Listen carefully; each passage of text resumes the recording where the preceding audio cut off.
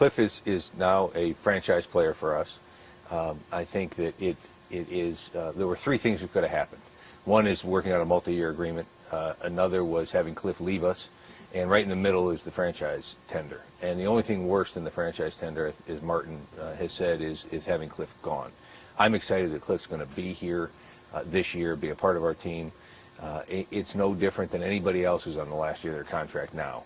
And having the guys that are great contributors to our team here for a long period of time is exactly what we're trying to do. And Cliff certainly fits that bill, and we'll see where it goes from here. Have you talked to him since that? I mean, have the conversations continued? The conversations have continued, yeah, and that dialogue will stay open. I've got a very good relationship with Cliff's representative, with Cliff himself. I've got great respect for Cliff, as do other people in the organization, and we'll keep those lines of communication open for as long as they need to be. Calvin Johnson, another name that's been thrown around, someone you guys have openly said you'd like to keep here for a long time for obvious reasons.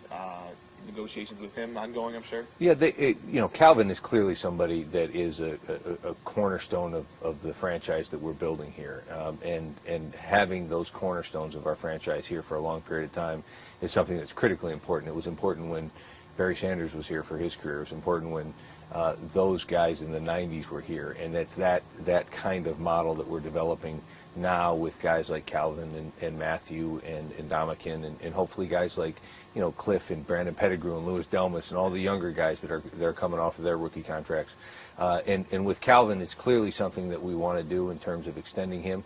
What the timing of that will be is up for a lot of debate and discussion between us and Calvin's representatives, but hopefully sooner rather than later, because I think it sends a great message to him, to the rest of the guys on the team, and to all of our fans that a guy like Calvin Johnson, who's so special on and off the field, will be here for a long time. Sooner than later, I'm sure sooner would probably mean so you could maybe free up some cap space and get some other players in there. Well, that's part of cap space is only part of the equation, and I think those of us who get to see all of the cap, not only now, but how we project it going forward into the coming months and years, know that it's really more of a timing issue. So there's nothing in the sense of urgency that says, boy, if we get Calvin done by the start of free agency, there's other things we can do versus if we don't get him done. It's all part of a big plan that looks much further into the future than the start of free agency next week. The regime that you've built around here, the quarterback that's in place, first time in a long time where Peyton Manning becomes a free agent, and no one's going to ask you if you would ever bring Peyton Manning in here. But to see what happened to him, I mean, is there any dream scenario that in the past you would have gone after him? And your thoughts, I guess, on that situation and watching that press conference. No, our dream scenario is right what we've got right now with Matthew Stafford lining up behind center, and the season he had last year, throwing for 5,000 yards. But you're right, this will be my 18th season with the franchise, and probably there aren't many that we could have said we wouldn't have been in the mix when we talked about having a franchise quarterback like Peyton Manning become available, and it's a great position to be in.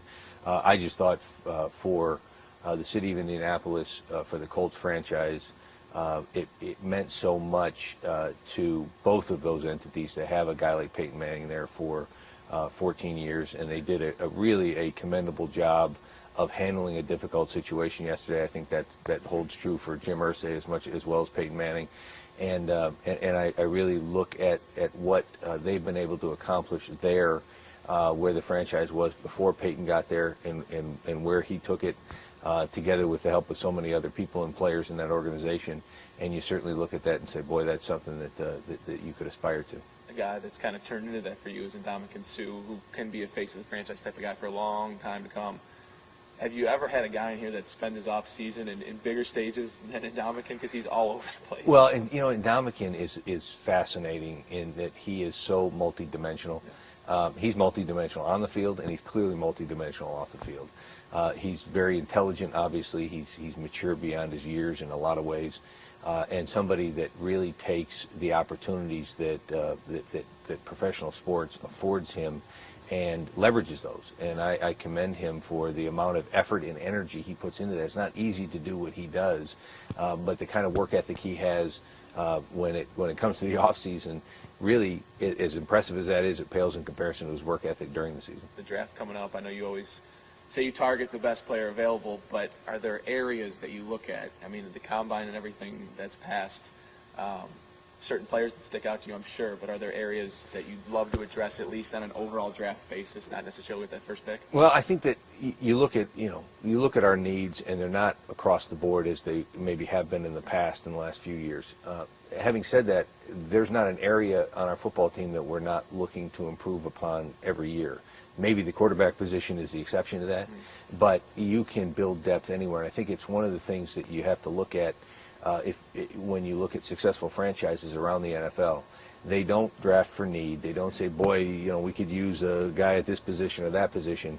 They draft, in a lot of cases, to supplement their strengths, so that when guys get hurt or when they move on to in free agency or they get older or their careers come to an end, there's somebody else right there waiting in the wings to make sure that strength of that franchise doesn't diminish because they were too busy worrying about trying to play whack-a-mole and filling positional needs in past drafts. Since you just said the quarterback position is filled, and that's an obvious one, the sexiest name around here is Kirk Cousins, local guy.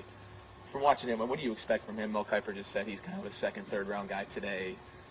What do you see in him as a potential pro quarterback? Well, Kirk Cousins to me is somebody that you would love to have on your team for a lot of different reasons.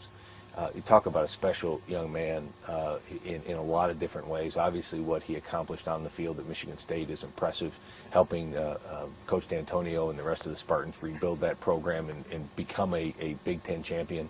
But also off the field, he's really one of the most impressive young men that I've had a chance to hear speak, and the things that he's done and the values that he espouses would fit in with any team in the NFL, and it certainly fit in here.